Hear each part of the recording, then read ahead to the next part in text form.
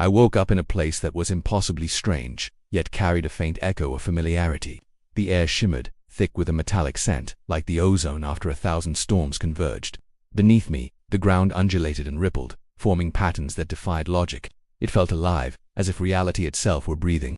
I tried to move my hand, and it floated before me, weightless, unbound by the laws I had known all my life. For a moment, I thought I was dreaming. And then the memories came. A torrent so vast, so overwhelming, that my mind staggered under its weight. Lives I had never lived, universes I had never seen, and yet somehow I remembered them all. They were mine. Every heartbeat, every choice, every joy, and every loss reverberated through me at once. My name is Eli, or at least, that is the name I carry in this reality. In others, I had been someone else entirely, a teacher, guiding students through the mysteries of cosmic energy, a soldier, leading battles I barely understood, in wars that spanned light years, a wanderer, drifting across deserts of liquid light under twin suns, a healer, holding dying worlds in my hands, watching civilizations teeter on the edge of annihilation. And in some, I did not exist at all.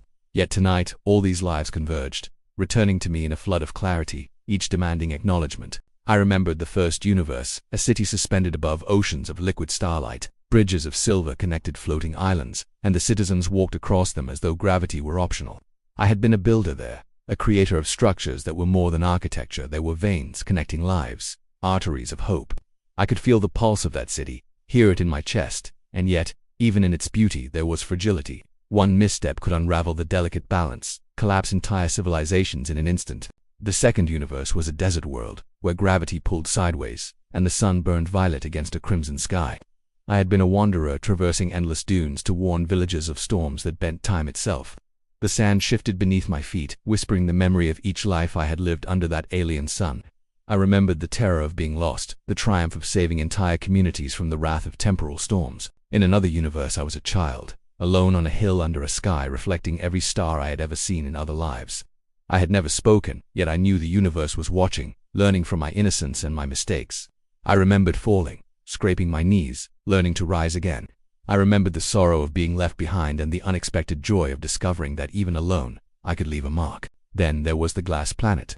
I had been a scientist there, balancing energies that threatened to consume the entire civilization. The dome that protected them was cracking, and every calculation, every careful adjustment, carried the weight of billions of lives. I remembered the terror and the relief of stabilizing that fragile world, of holding the breath of an entire species in my hands. I remembered a universe where I had been a musician, and my songs had shaped reality itself. Each note I played mended fractures in the cosmos, resonating across other worlds like ripples in a vast, silent ocean.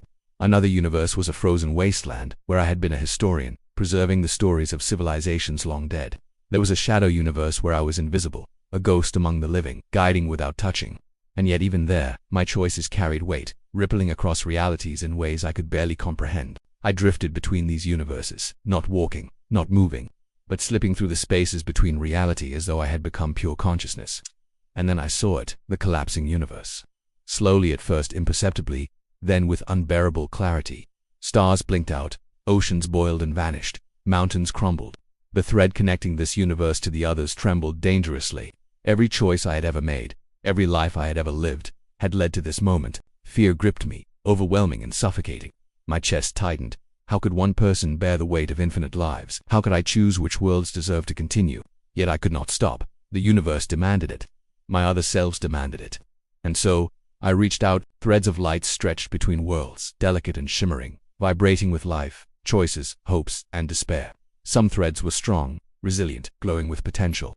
Others were fragile, fraying at the edges, threatening to snap at the slightest touch. I traced each one, repairing what I could, whispering apologies to worlds I could not save. I cried for them, even though no one could hear me. I remembered more universes. One where I had been a gardener, tending forests that spanned entire continents, the trees themselves holding the memory of civilizations. Another where I was a sailor on oceans of liquid crystal, navigating storms that tore at reality itself.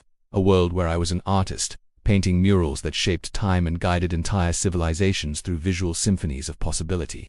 Each life, each universe, each act carried weight, and I felt it pressing down on me like gravity itself. I remembered a universe made entirely of glass, where I was trapped, moving carefully to avoid shattering everything beneath my feet. Another where I existed as nothing but shadows, slipping unnoticed through cities, guiding them without interacting.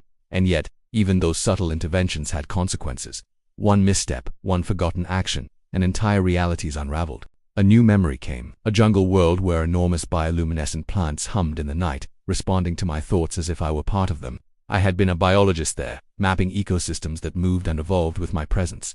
I walked through forests that glowed with liquid light, feeling the pulse of life beneath my fingertips. I remembered the fear when the jungle shifted violently, nearly burying the cities within, and the relief when I stabilized the living landscape. Then a universe of endless skies.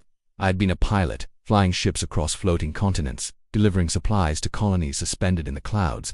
Storms of magnetic lightning twisted the skies, and each flight was a test of courage and intuition. I remembered the exhilaration of gliding over cities of clouds, the weight of responsibility pressing down every time I took off. Another world was a labyrinth of mirrors, every reflection a different version of myself, trapped in infinite cycles. I walked corridors of silver, confronting aisles who had made choices I could not forgive. Some pleaded for guidance, some whispered accusations. I held each gaze, speaking softly in thought, reconciling who I was with who I had been. Then I saw him, or was it me? Another Eli, older, wearier eyes carrying the weight of all these lives. He smiled knowingly, as though he had been waiting for me. I understood instantly. He had created the collapse, or perhaps I had, in a universe long forgotten. One universe would survive, and the others would vanish. The knowledge settled over me like ice. My hands shook, my heart ached. How could I choose which lives deserved to continue? I reached into the threads again, touching each one with care and reverence. In one world, I rebuilt floating cities, restoring bridges and towers that connected lives. In another, I guided lost children across deserts of violet sand. In another, I stabilized a planet encased in glass, preventing its energies from consuming everything. I worked tirelessly, slowly, methodically, tracing each thread to its origin, repairing the fabric of existence. Some threads snapped, despite my efforts. Some worlds blinked out forever, extinguished like fragile candles.